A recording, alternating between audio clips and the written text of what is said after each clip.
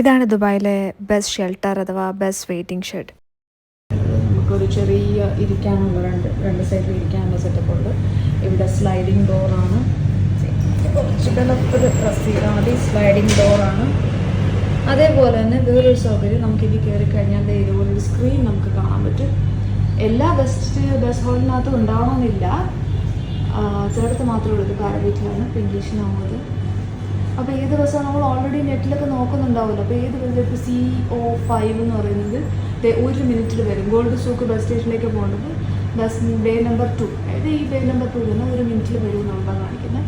അടുത്തടുത്ത ബസ്സുകളും ഓരോന്നും എഴുതി കാണിച്ചത്. അപ്പോൾ നമ്മുടെ ബസ് ഇത്ര മിനിറ്റിൽ വരും എന്നുള്ളത് നമുക്ക് മനസ്സിലാവും. പിന്നെ ഇവിടെ നോക്കിക്കഴിഞ്ഞാൽ ഇവിടുത്തെ മാപ്പ്, നോൾ കാർഡിൻ്റെ റൂൾസ്, പിന്നെ മാപ്പിൻ്റെ ഡീറ്റെയിൽസ്,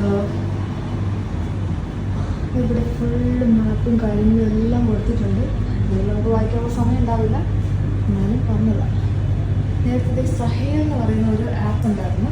ഈ സഹേൽ എന്ന് പറഞ്ഞ ആപ്പിനകത്തായിരുന്നു നമ്മൾ എല്ലാ കാര്യങ്ങളും നോക്കിക്കൊണ്ട് ബസ് എപ്പോൾ വരും, എപ്പോൾ പോകും, അങ്ങനെ. ഇപ്പം അതിനിടയ്ക്ക് സഹേലിന് കുറച്ച് ചേഞ്ചസ് വന്നതിന് ശേഷം ഇപ്പം അത് നോക്കാറില്ല.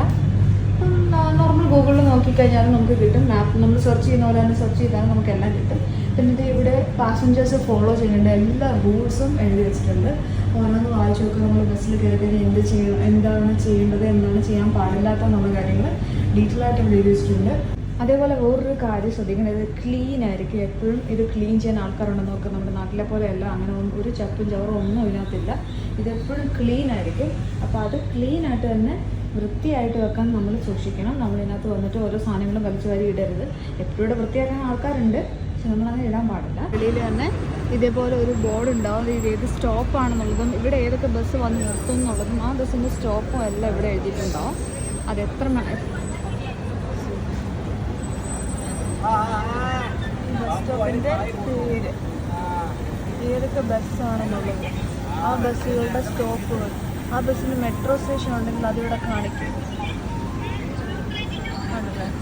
ഇനി ഈ ബസ്സുകൾ ഓരോ ദിവസം എത്ര മിനിറ്റ് ഇടവിട്ട് അല്ലെങ്കിൽ എത്ര സമയങ്ങൾ വരുമോ എന്നുള്ളത് കാണിക്കും. ഓക്കെ, രണ്ട് സൈഡിലുണ്ടായിരിക്കും. ഇങ്ങനെയാണ് ഈ ബസ് വെയിറ്റിംഗ് ഷെഡ് ഇരിക്കുന്നത്. ആണല്ലോ, എല്ലാം ഈ ഒരു ഷേപ്പിൽ തന്നെ ആയിരിക്കും ഉള്ളത്.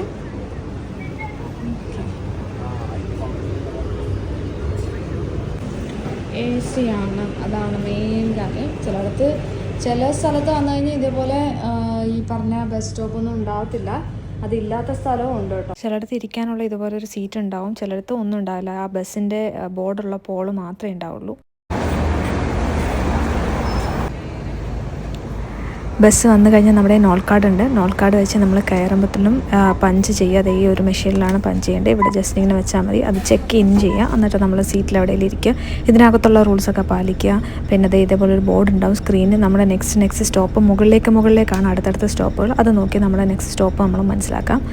അപ്പോൾ ഇതിനകത്ത് ആ റെഡ് കളറിലുള്ള ഈ ഒരു സോണുണ്ട് ഫ്രണ്ട് സൈഡിൽ, അവിടെ നമ്മൾ നിൽക്കാൻ പാടില്ലെന്നാണ്. അവിടെ നിന്ന് കഴിഞ്ഞാൽ ഫൈൻ ഉണ്ട്. പിന്നെ നമ്മൾ ഇറങ്ങുന്ന സമയത്ത് ചെക്കൗട്ട് ചെയ്യാൻ മറക്കരുത്. ചെക്കൗട്ട് ചെയ്തില്ലെങ്കിൽ നമ്മുടെ ക്യാഷ് ബാലൻസ് കുറയും. അപ്പോൾ നമ്മൾ ചെക്കൗട്ട് ചെയ്തിട്ട് ഇറങ്ങാം.